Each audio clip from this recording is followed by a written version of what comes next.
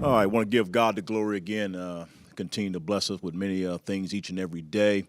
Then just excited for us to be back home playing in front of the greatest fans in college football as far as right here at Liberty University. Great environment to play here in Williams Stadium. Also this week, I want to mention from the American Football Coaches Association, this is the week where we're going to have a Coach to a Cure, which is really talking about muscular dystrophy, recognizing all the different things that go on in our society and this unfortunate disease that's affecting us. So I'm just going to touch base a little bit on that, go into a little bit more details of what it's really all about. Duchenne muscular dystrophy is the most common fatal genetic disorder diagnosed in childhood. It affects approximately 1 in every 3,500 male births, about 20,000 new cases each year worldwide. Because the Duchenne gene is found on the X chromosome, it primarily affects boys. However, it occurs all races and all cultures. Young men in the Duchenne typically live into their late 20s. I'd like to invite our fans to join in. Here's a way that you can help out the Coach for a Cure. You can make a difference by going online donations to coachtocuremd.org. Again, coachtocuremd.org. And through automatic donations billed to their mobile phones through text messages.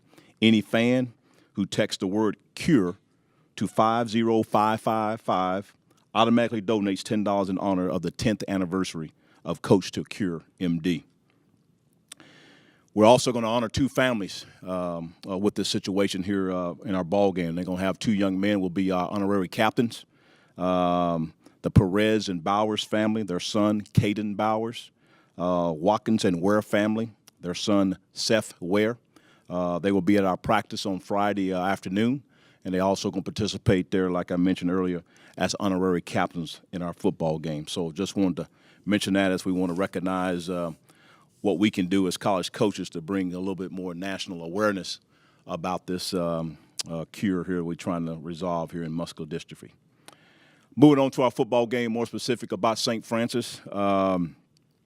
Chris Valerio, head coach there, done a fantastic job. He's improved each year with his football team. Last year, the first time they made the playoffs. That's a tremendous honor of them.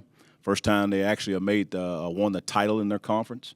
He has a great pedigree. Been in the NFL for 11 years. College football there at Indiana University of Pennsylvania. Come from a small college and played big-time football.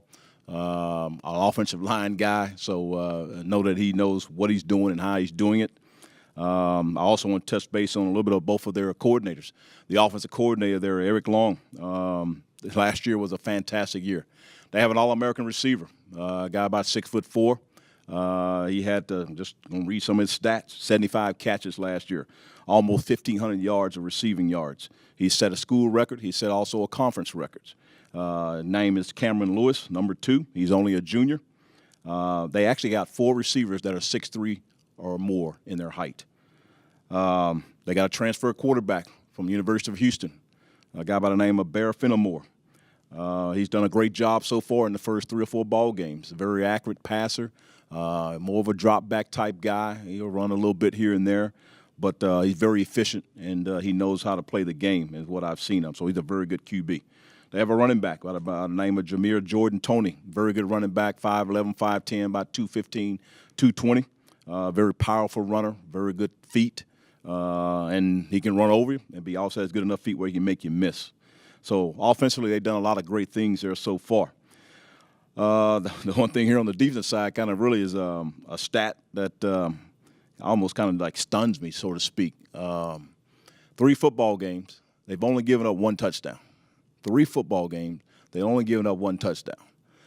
You may say, well, they haven't played anybody and all that, but that's a great accomplishment to be able to do that. They've created 10 turnovers in 3 football games. I can go on and on and on as for them. Last year, they had 39 sacks in a season. They've only allowed 4.3 yards per play. 4.3 yards per play. That gets my attention. I ain't talking about 4.3 yards rushing the football. 4.3 yards per play. So they've done a tremendous job in their first 3 ball games. So we got our work cut out. Special teams, they're solid in that area. They're 3 for 3 on their field goals. So there's a tough to find some things that are a little bit weak in their situation what they've going on here, offense, defense, and special teams. So they're 2-1. They're a good football team, and we have to be ready to play because they're going to give us a challenge. There's no question about that. Injury report, Lionel McConnell actually just had surgery here today, this morning. Ralph Rusens is out, lower body. Ethan Crawford, he's out, lower body. And Cephas Reddick should be back there to this week here. He's probable.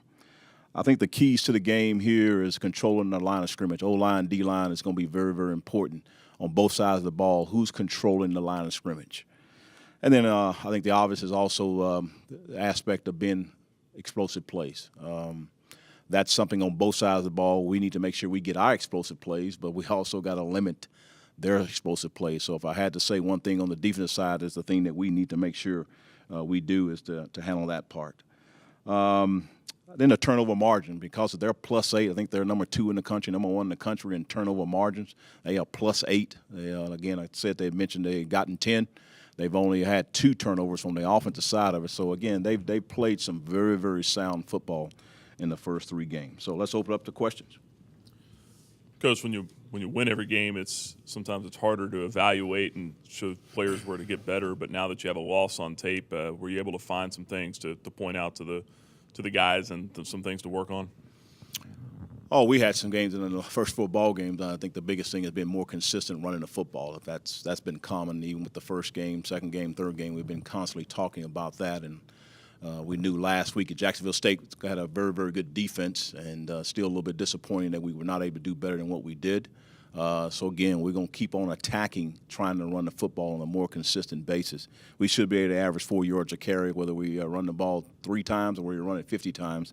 I want to see that we average somewhere around 4 yards a carry. So we're addressing that. We'll continue to address that, and we want to make sure we see more consistency in our football team in that aspect of running the football.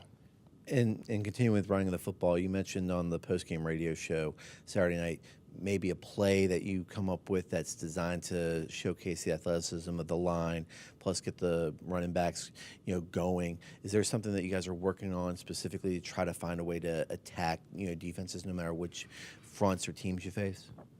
Well, we're gonna always try to figure out ways to do things of that nature. We're always trying to see our offensive line, what they can do and what they can do the best they can. And with Coach Daly, our offensive coordinator, we're sitting down talking along with Coach Stam to figure out what we can do a little bit better. But again, I think I'm obviously disappointed, but I also want to put in perspective that we did have 3 games previously. We had a 100-yard rusher. So again, maybe a little bit stinging me a little bit from this last ball game. But again, I'm not saying that we're horrible. I just think that we need to get a more consistency at it. So we'll get more specific, and hopefully you'll see that here in our ball game here this week.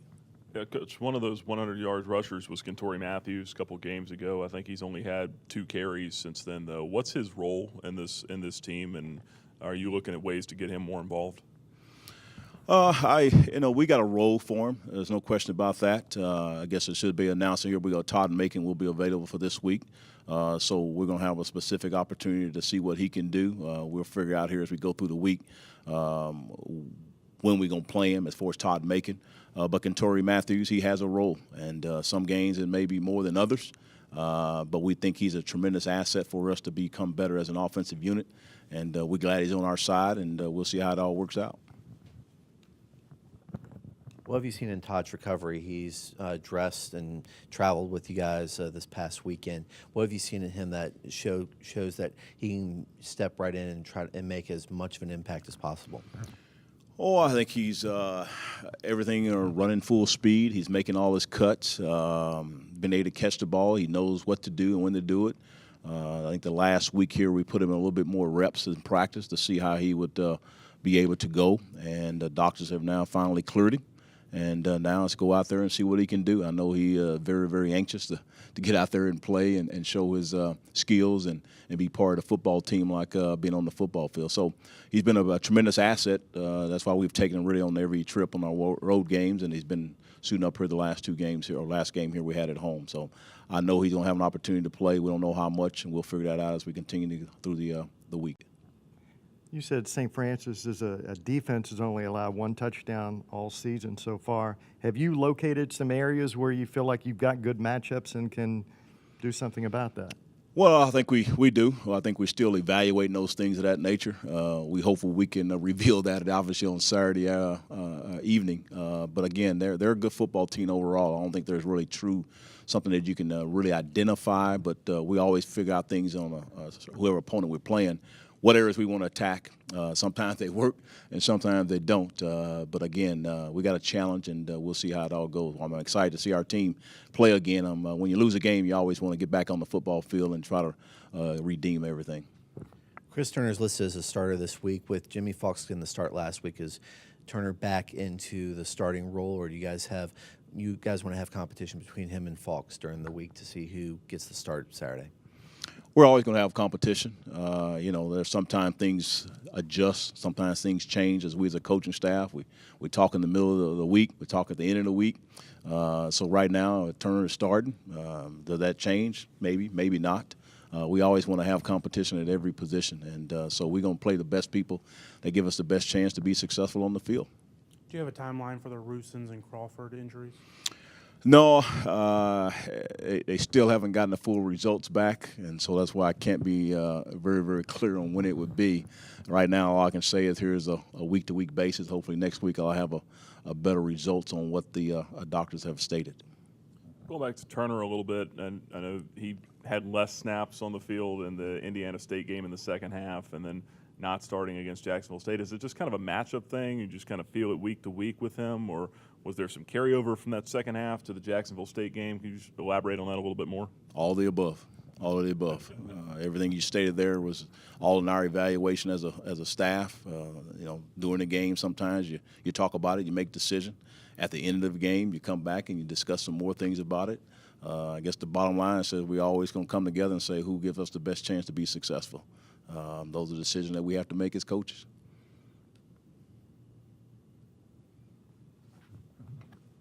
Coming off the loss and with a bye week pending before conference play, is it important to get play well, more important than a typical week? I don't think it's any different than any other week. You want to play your best football game that you're playing this week. Obviously we know in the background there we're going to have a week off next week. But we want to play our best football game, and we still got some work to do, and we still got a long season ahead of us. And our focus is definitely on St. Francis, and making sure we play our best game. So I'm excited. Our coaches are excited here to get another opportunity. Frankie Hickson's really been bottled up at the line of scrimmage. He hasn't been able to showcase his speed a lot, and you guys have used him various aspects with the Wildcat and lining up next to Buckshot. Is there some ways that you guys are looking to get him going so that way he has that explosiveness and gives you another element in the running game? Oh, he's a good back. I think like anybody, if your offensive line not able to have some creases for you to have some success, no matter who you are, you're not going to be able to do that. So we have some creative ways, like we did last ball game, to get in a Wildcat situation. Again, he's still a good running back. He's going to get his carries. I expect him to have some explosive runs here coming up in the future. Hopefully it's this week, but I know he's a good running back, and we got plenty of good running backs. And offensive line got to do their job. The tight ends got to do their jobs. The quarterback's got to make the right calls and the checks. So it's been a combination of everything. It hadn't just been the running backs, hadn't just been the offensive line. It's been a mixture of everybody and getting things corrected. Speaking of that Wildcat formation, do y'all call it Wildcat? What do y'all call it? We're not going to get into that. Just in case some other people. It's not Wildcat. I can just put it to you from that perspective.